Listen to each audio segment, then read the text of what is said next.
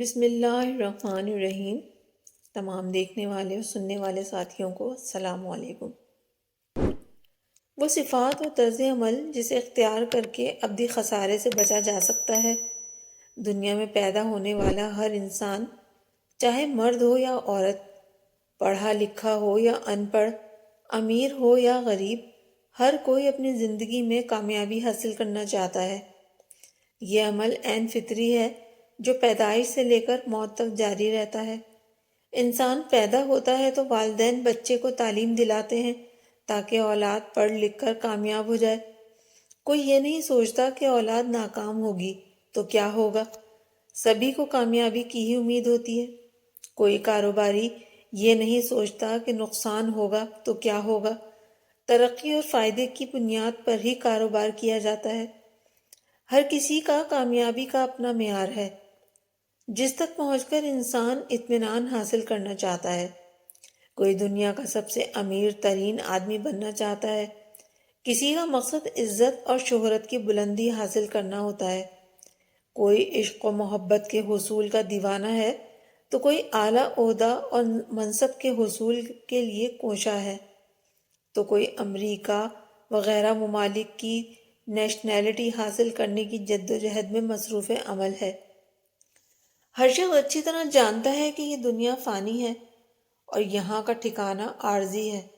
اس کے باوجود اسے یہاں کی کامیابی عزیز تر ہے اور اس کے حصول کے لیے دن رات کوشاں ہے۔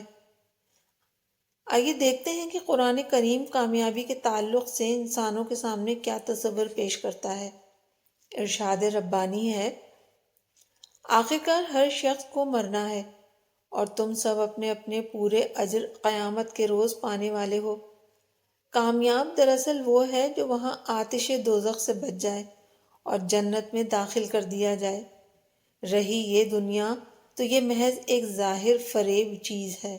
سورہ آل عمران آیت نمبر 185۔ کامیابی آغاز سے ہی نہیں ملتی بلکہ پہلے امید، پھر یقین اور پھر پختہ یقین کے ذریعے سے حاصل ہوتی ہے۔ قرآن کہتا ہے، تفلحون، مفلحون اور افلاح۔ تفلحون یعنی امید کہ کامیاب ہو جاؤ گے۔ اس کا یہ مطلب نہیں ہے کہ کامیابی نصیب ہونا مشکوک ہے، بلکہ دراصل یہ شاہانہ انداز بیان ہے۔ مثلا کوئی بادشاہ اپنے کسی ملازم سے یہ کہے کہ فلاں کام کرو، شاید کہ تمہیں فلاں منصب مل جائے۔ تفلحون کا ذکر قرآن میں 11 مقام پہ آیا ہے۔ مفلحون یعنی کامیابی پانے والے، اس کا ذکر قرآن مجید میں 12 مقامات پر کیا گیا ہے۔ افلاح یعنی یقینی طور پر کامیاب، افلاح کا ذکر قرآن مجید میں 4 مقامات پر آیا ہے۔ کامیابی کا ایک اہم ستون نماز ہے۔ نماز اگر عادت بن جائے تو کامیابی مقدر بن جاتی ہے۔